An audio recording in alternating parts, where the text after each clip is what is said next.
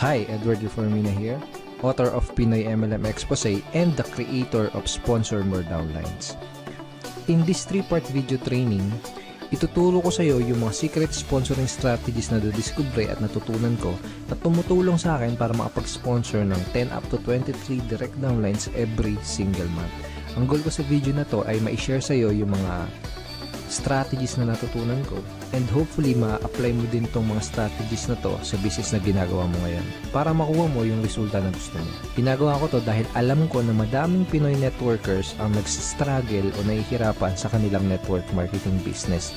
So sa ganitong paraan, I hope makatulong kahit paano.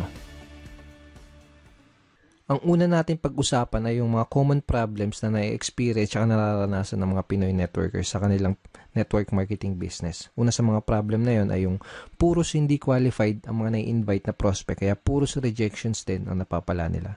So karamihan ng mga na-invite nila is mga negative, mga skeptical, kung hindi negative at skeptical, mga walang pera. So ito yung ilan sa mga reason kung bakit puros rejections yung napapala nila doon sa mga ini-invite nila.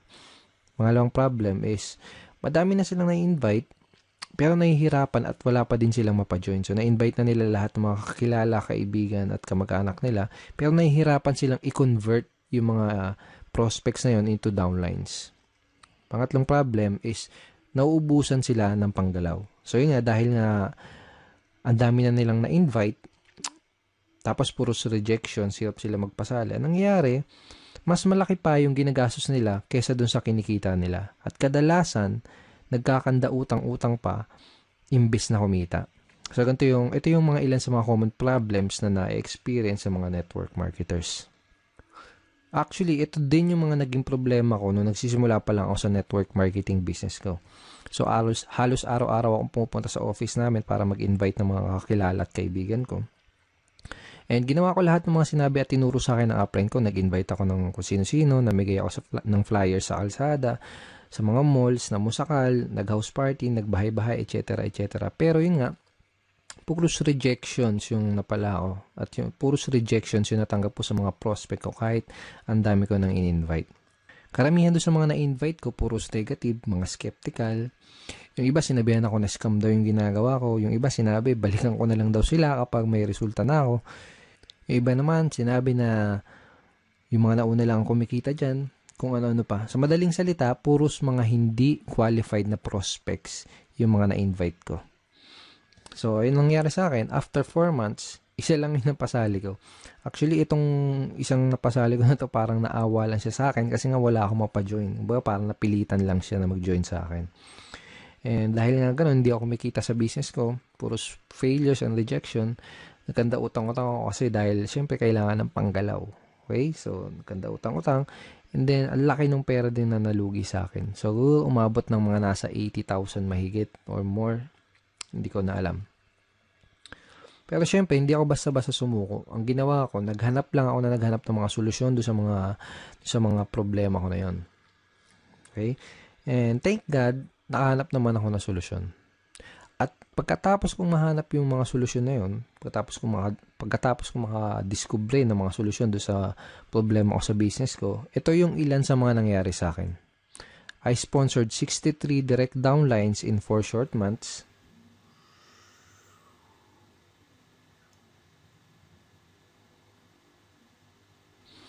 And consistently na din ako nakakapag-sponsor ng 10 up to 23 direct downlines every single month.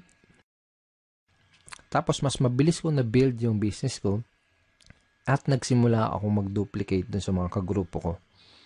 Okay? So, yung mga solutions na natutunan ko, yung mga solution na na-discover ko, yun yung mga pag-uusapan natin sa 3-part video training na to. Yung mga solusyon na yun yung mga matututunan mo sa video training series na to. Okay, so pag-usapan ulit natin yung typical scenario na nangyari sa mga network marketers. So, pumasok sila sa network marketing business nila, first time man or kung may past experience. Pero nangyari ganito, excited sila sa una, pump up sila. So, shinare kagad nila yung business nila sa mga kaibigan, sa mga kakilala, kamag-anak nila. Nag-prospecting agad sila, nag-share sa Facebook, invite dito, invite doon, invite sa kaliwat kanan yung pag-i-invite. Tapos excited na excited sila and pump up sila dahil ang ine-expect nila is makuha na nila yung mga pangarap nila. Ine-expect nila is makuha na nila yung mga goals nila. Okay? Pero ang nangyayari, unfortunately, puros rejections, puros failures, at puros frustrations yung na sumasalubong sa kanila. Tapos nagtataka sila kung bakit ganun yung nangyayari. Hindi nila alam kung bakit ganun yung nagiging resulta kahit binibigay naman nila lahat ng effort nila. Kahit ginagawa na nila lahat ng mga tinuturo sa kanila. Hindi nila alam na ang tunay na problema, kaya sila nahihirapan, ang dahilan kung bakit puros rejections ang napapala nila ay dahil hindi nila alam kung paano mag-pre-qualify o mag-sort out ng mga prospects.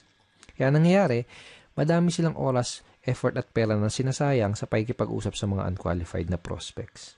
Hindi din nila alam kung paano sagutin ng tama yung mga common MLM objections. Kaya kahit qualified na yung mga prospect na kausap nila, hindi pa din nila mapajoin dahil sa mga objections na hindi nila nasasagot ng tama. Okay? At hindi nila alam, karamihan, hindi nila alam kung paano mag-close effectively.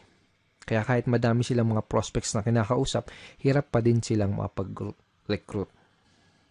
Bago ko i-share sa iyo yung mga solusyon sa mga problema na to, first, I would like you to imagine na nag-apply ka sa McDonald's. Sabihin natin nag-apply ka sa McDonald's tapos natanggap ka sa trabaho. Pero ito yung scenario. Wala kang kahit anong alam sa pagluluto, hindi ka pa nakapagprito kahit isang beses, hindi mo pa nagagawang magluto sa tanan ng buhay mo. Okay? Ngayon, ito yung tanong. Kapag inutusan ka ba ng manager para pumunta doon sa kitchen para magprito ng burger patty, ang tanong is, magagawa mo ba ng tama yung trabaho mo? Yung inutos sa'yo? Malamang hindi kasi nga wala ka pang background, wala ka pang knowledge para gawin yung task na yan. Okay. Tingin mo alam mo kung kailan mo babaliktarin yung burger patty. Tingin mo alam mo kung luto na o kung hilaw pa yung burger patty na niluluto mo. Malamang hindi kasi nga wala ka pa nung idea, wala ka pa nung tamang knowledge para gawin yung trabaho na yun. So, para magawa mo yung trabaho, ang gagawin nila sa totoong buhay, ang gagawin nila sa'yo dito kapag nag-apply ka pag pumasok ka sa McDo, ang gagawin nila sa'yo, bibigyan ka nila ng tamang training. Okay? Bigyan ka nila ng tamang training para magkaroon ka ng tamang knowledge. Pag meron ka na ng tamang knowledge, magkakaroon ka ng tamang skills para magawa mo ng tama yung trabaho mo. So, ganun din dito sa network marketing. Kung gusto mong magawa ng tama ang negosyo mo, kailangan mo ng tamang training at kailangan mong matutunan yung mga tamang skills. Lalo na kung first time mo pa lang sa network marketing or kung bago ka pa lang sa business mo. Ang solution dun sa mga pinag-usapan natin kaninang common network marketing problems is to acquire skills. Okay? Kasi kapag meron ka na ng mga tamang skills, tamang network marketing skills, yun yung magiging susi mo para maging successful ka sa network marketing business mo. Okay? Let's face it, kahit ano pang career at kahit ano pang business ang pasukin mo, you need to acquire skills. Kahit yung simpleng pagbabaligtad lang ng burger patty sa McDonald's, kahit yung simpleng ganung trabaho is kailangan ng tamang skills, kailangan ng tamang training. What more pa kaya yung network marketing business mo, di ba? So, karamihan ng mga networkers parang ganito kasi nangyayari. Para silang sumusugod sa gera na wala silang dalang bala. Kumbaga, hataw sila ng hataw, araw-araw silang humahataw, kahit wala pa sila ng mga necessary skills na kailangan para magkaroon ng resulta at para magawa ng tama yung business nila. Kaya madalas na nangyayari, mas nauuna pa silang mag-quit bago pa nila matutunan yung mga tamang skills. So, kung nahihirapan ka ngayon, kung nahihirapan ka makapag-sponsor, kung nahihirapan ka makapag-recruit, kung nahihirapan ka sa network marketing business mo, yun ay dahil wala ka pa nung mga kinakailangan na skills para maging effective na networker. Kung gusto mo ng resulta sa business mo, aralin mo lang ng mabuti yung mga skills na yun. Ngayon, pag-usapan natin na yung 3 solution skills to success that you need to learn. Ito na yung mga skills na kailangan mong matutunan. Ito na yung mga skills na kailangan mong ma-master kung gusto mong magkaroon ng resulta sa business mo. Okay, first skill is sorting skill. Second is objection handling. Third is closing skill. Ang una natin pag-usapan ay yung sorting. Bibigyan kita ng magandang analogy para mas mag-grasp at mas maintindihan mo na mabuti kung ano ba tong sorting. So sabihin natin may nakita kang 3 mansanas dun sa lamesa. Okay? So gusto mo kumain ng mansanas, kaya ang ginawa mo, kumuha ka ng kutsilyo, hiniwa mo sa gitna yung mansanas. Yung unang mansanas nakita mo, bulok na yung loob niya. So ang ginawa mo, hindi mo kinain. Okay? Pangalawang mansanas na hiniwa mo, nakita mo may uod yung loob. So ang ginawa mo, hindi mo din kinain. Okay? Yung pangatlong mansanas na hiniwa mo, nakita mo okay na siya. Hinug na at pwedeng-pwede nang kainin. So, yun ang kinain mo. Yun lang yung kinain mo. So, ang ginawa mo, hindi mo kinain yung naunang 2 mansanas kasi nalaman mo kaagad na hindi sila maganda kainin tsaka baka magkasakit ka pa. Okay? Ganun yung sorting. Pwede mong i-apply to sa network marketing business mo. Pwedeng sa simula pa lang, pwedeng sa una pa lang ay malaman mo na kaagad kung sino lang ba yung mga qualified dun sa lahat ng mga prospect na kinakausap mo. Para mag-i-invest ka lang ng oras, ng effort, tsaka ng pera mo doon sa mga qualified na prospect. Napaka-importante na matutunan mo ang skill na to kasi kapag marunong ka mag-sorting, hindi ka na mag-aaksaya ng oras, effort at pera para lang kausapin yung mga hindi qualified na prospects. Okay? Pag marunong ka mag-sorting, mas makakapag-save ka ng valuable time mo dahil ang mga kakausapin mo lang ay yung mga taong gustong makinig ng business presentation mo at ng mga sasabihin mo. Mas less din yung magiging rejection mo dahil masasala mo ng maigi yung mga makakausap mo at madadala mo sa opisina nyo. Ngayon, tatanungin kita, sinong mas gusto mong kausapin? Sinong mas gusto mong entertainin? Sino yung mas gusto mong dalhin sa opisina nyo? Yung mga taong walang idea sa pupuntahan nyo, yung mga negative, mga skeptical, yung mga walang pang-invest, o yung mga qualified, open-minded, at may mga desire maging successful na prospect na interesadong malaman ang opportunity mo. Okay? So, di na kailangan tanungin, di ba? You can easily sort your prospects by identifying the reason why. Madali mong masusort out yung mga prospects na kinakausap mo. Ang kailangan mo lang gawin is alamin mo kung mayroon ba silang sapat na reason why, kung ano ba yung reason why nila, kung may maganda ba silang reason why para maging part ng business mo. Okay? So, sabihin natin may kinakausap kang prospect, may pinoprospect ka, o kaya sabihin natin may nag-inquire sa'yo sa mga advertisement mo, sa mga online post mo, sa mga post mo sa mga dyaryo, etc. Kung ano man yung ginagawa mong promotion. Ito yung mga ilan sa mga kailangan mong malaman para malaman mo kung qualified ba yung prospect na kinakausap mo. Okay? Bakit nila kailangan ng additional income? Bakit nila gustong maging successful? May problema ba silang gusto nilang masolusyonan? Bakit nila gustong magkaroon ng pagbabago at mas magandang buhay? Madali mong ma-identify yung mga reason why ng prospect mo by simply asking the right questions. This time, gusto kitang bigyan ng mga example questions, example lines na ginagamit ko para magawa kong malaman kung yung mga reason why ng prospect ko, para magawa kong malaman kung qualified ba yung prospect na kinakausap ko. So, sabihin natin na introduce mo na yung opportunity mo. Ito yung question na pwede mong itanong sa kanya para malaman mo kung ano yung reason why niya at para malaman mo kung qualified ba siya na prospect para sa business mo. Ito. Pwede mo bang sabihin bakit gusto mong magkaroon ng blank? Okay? So, sabihin natin, in-offer mo yung opportunity mo as a part-time business or home-based business, extra income, o kung ano man. Ganito. Ganito sasabihin mo. Pwede mo bang sabihin bakit gusto mong magkaroon ng home-based business? Pwede mo bang sabihin bakit gusto mong magkaroon ng part-time income? Okay? Another example, another variation ng question na ito. Ano yung reason bakit ka interesado na magkaroon ng blank? Okay? Again, ilalagay mo doon sa blank kung paano mo ina-offer yung opportunity mo. For example, ano yung reason bakit ka interesado na magkaroon ng home-based business?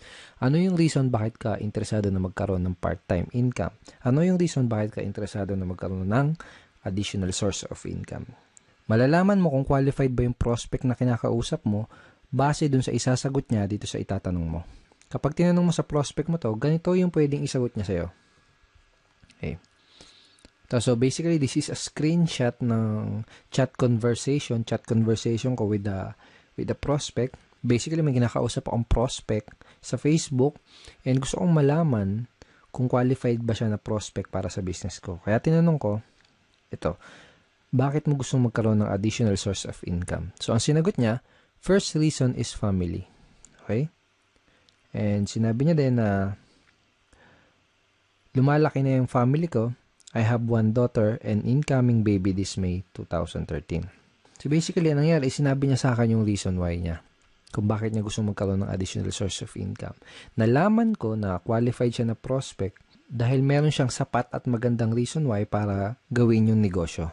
Okay? Nalaman ko na kailangan niya ng dagdag na income kasi nga lumalaki na yung family niya. So, lumalaki na yung mga bills na babayaran niya, mga anak yung misis niya, etc. So, sa madaling salita, nalaman ko na qualified siya na prospect by simply asking these questions. Okay. Lahat ng prospect na kinakausap ko, inaalam ko muna ng maigi kung meron ba silang maganda o sapat na reason why. Doon ko kasi malalaman kung qualified ba sila na prospect o hindi. Alam ko kasi na kung wala silang mabibigay na magandang reason why or sapat na reason why, hindi rin sila mamomotivate na mag-take ng action. Hindi sila mamomotivate na mag-join, hindi sila mamomotivate na maglabas ng kapital. Baga wala silang sapat na reason why para magsimula ng isang network marketing business. Kung wala silang mabibigay sa akin na magandang reason why or sapat na reason why, hindi ako mag-aaksaya ng panahon para explainan pa sila, para dalhin pa sila sa office. That is how I sort my prospects and that is how I qualify my prospects. Okay, so possible scenario, sabihin natin na tinanong mo na tong questions na to sa prospect mo, pero sabihin natin ang nangyari ay hindi kagad siya nag-open up sa'yo. Sabihin natin na hindi niya kagad sinabi sa'yo yung reason why niya. Posible kasi na mangyari yon, lalo na kung kakikilala mo pa lang sa kanya o kaya hindi ka pa nakakapag-build ng rapport. Posible na kapag tinanong mo sa kanya tong questions na to, itong ano yung reason bakit ka interesado na magkaroon ng additional source of income, posible na yung isagot niya lang sa'yo ay parang yung mga wala lang. Gusto ko lang kumita ng additional income. Pwedeng ganon. So, walang sapat na reason why, di ba? O kaya naman, pwedeng ang isagot niya ay wala lang. Sino ba naman ang ayaw kumita ng additional income? Parang ganon. So, wala ding sapat na reason why. Ang questions na pwede mong itanong do sa prospect mo para magawa mong mag-open up siya sa'yo at para magawa mong ma-identify yung reason why niya ay itong mga questions na to. Ito, sabihin natin na kumikita ka na ng part-time income, magkano ang gusto mong kitain on a monthly basis? O kaya magkano ang gusto mong kitain na additional income per month?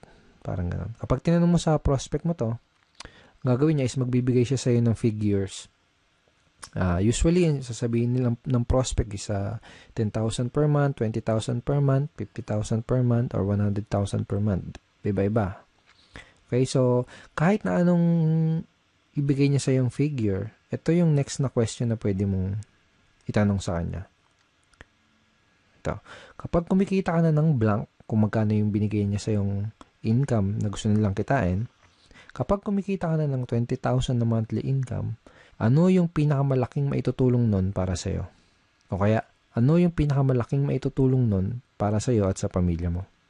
By this time, kailangan may maibigay na sa yung magandang reason why yung prospect mo para malaman mo at matansya mo kung qualified ba siya na prospect o hindi para sa business mo. So, I will show you another example.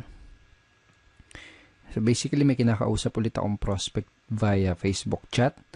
And by the way, napakita ko sa yung mga example is Facebook chat, pero obviously, dapat gamitin mo din to sa face-to-face or one-on-one or table talk conversation. Okay? So, again, may kinakausap ako na prospect via chat. Tinanong ko siya kung ano yung reason bakit niya gusto magkaroon ng additional income pero wala siya nabigay sa akin na magandang reason why. Hindi kagad siya nag-open up sa akin. So, ang ginawa ko, tinanong ko kung magkano ba yung additional income na gusto niyang kitain on a monthly basis. Ang sinagot niya sa akin, 10,000 per month. Kaya tinanong ko sa kanya itong question na to. Okay, sabihin natin na kumikita ka na ng 10,000 na monthly income. Ano yung pinakamalaking maitutulong nun para sa'yo? Ang sinagot niya, sa pag-aaral po, pang-araw-araw na gastos sa bahay. And sabi niya, nakikitira lang po kasi ako sa kamag-anak ko. So, by asking this simple question, napakasimpleng question lang naman, di ba? Pero very, very powerful in terms of identifying your prospect's reason why. And very powerful para magawa mong mag-open up sa'yo yung prospect mo. So, by asking this simple question, nagawa kong mag-open up yung prospect at nalaman ko na qualified pala siya dahil may maganda at sapat na reason why pala siya para gawin yung business. So, pag alam mo na yung reason why ng prospect mo, pwede ka na mag-move on dun sa next step, which is to introduce him or her dun sa business opportunity na ina-offer mo. So, kapag alam mo na yung reason why ng prospect mo, kapag alam mo na yung gusto niyang monthly income na kitain, ito yung line na pwede mong gamitin para madali mong ma-invite yung prospect mo doon sa inyong business opportunity meeting or BOM, sa inyong seminar or online video, kung ano man. Depende sa company nyo. Every company, iba-iba yung sistema nila. Okay, so ito yung line na pwede mong gamitin. Kung may maipapakita ako sa yung paraan na pwede kang kumita ng blank per month doing part-time para their why, isisingit mo dyan yung reason why na sinabi sa'yo ng prospect mo. Willing ka bang tignan kung ano yun? So for example, kung may mapapakita ako sa yung paraan na pwede kang kumita ng 20,000 per month na income doing part-time para magawa mong matulungan yung asawa mo sa mga gastusin nyo or para magawa mong mabayaran lahat ng mga pagkakautang nyo or para makatulong ka sa mga magulang mo, willing ka bang tignan kung ano yun? Kapag tinanong mo sa prospect mo tong question na to, ano sa tingin mo yung isasagot niya sa'yo? Tingin mo sasagutin ka niya ng, hindi ako willing tignan yan. Wala akong time. Ganun ba yung sasagot niya? Most likely, ang isasagot niya sa'yo is positive answer. Ang pwedeng isagot sa'yo ng prospect mo ay tulad ng, sige, willing akong tignan kung ano yan. O kaya, mukhang okay yan ah. Ano ba yan? Sige, willing akong tignan kung ano yan. Para mga ganun. So, this is a very effective line na pwede mong gamitin para madali mong ma-invite yung prospect mo dun sa opportunity meeting nyo. Napaka-effective nitong line na to dahil ginamit mo yung reason why ng prospect mo dun sa invitation mo. Ngayon, pag-usapan natin kung ano yung mga pwede mong gawin para mapakinabangan mo na maigi yung mga tinuro ko sa'yo dito sa video na to. Okay? So, ito yung mga kailangan mong gawin. Una, write this example sorting questions that I gave you. So, mamaya balikan mo tong video na to, i-play mo ulit, tapos isulat mo sa papel o kaya i-type mo sa cellphone mo or sa iPad mo yung mga example questions na binigay ko sa'yo. Okay? Second, read this line ng paulit-ulit and try to internalize them. Okay? So, wag mo kabisaduhin. Okay? Mas maganda kung ma-internalize mo siya. Mas maganda kung mas maintindihan mo kung ano yung reason bakit mo siya tinatanong. Basta, tandaan mo, yung mga example questions na binigay ko sa'yo, ang goal mo, kaya mo gagamitin yung mga example questions na yun, ay para ma-qualify mo yung prospect mo at para malaman mo yung reason why nila. Okay? Pangatlo, start asking these sorting questions to your prospect. So, kung may kakausapin ka na prospect mamaya, bukas o sa isang araw, start using these questions. Simulan mong gamitin at itanong yung mga question na yon sa mga prospect na makakausap mo para magawa mong masort yung mga kinakausap mo na prospect at para malaman mo kaagad kung qualified ba sila o hindi sa business mo. Pag ginawa mo yon, mas makakapag-save ka ng time, ng effort, tsaka ng pera mo. Okay? So, thank you so much for watching this video. I hope madami kang natutunan din sa training video number 1. In training video number 2, pag-uusapan natin na yung some of the biggest misconceptions ng mga networkers. Ito yung mga maling akala ng mga networkers na pumipigil sa kanila para magkaroon ng resulta. Pag-uusapan din natin sa training video number 2 kung paano mo sasagutin yung mga common MLM objections. Bibigyan din kita ng free PDF script na magagamit mo sa pagsagot nitong tatlong objections na to. So, don't forget to check your email for training video number 2. Ipapadala ko sa iyo yung link ng video number 2 sa isang araw. Hindi bukas, sa isang araw. Kaya sa baba ng video na to, may makikita kang like and share button. Huwag mong kalilimutan na i-click yung like and huwag mo din kalilimutan na i-share tong video na to. And pwede ka rin mag-comment sa baba. Kung may gusto kong itanong, pwede mo rin i-type yon sa comment box below. And I will try my best na sagutin yung question mo. Again, thank you so much for watching this video and see you in video number 2.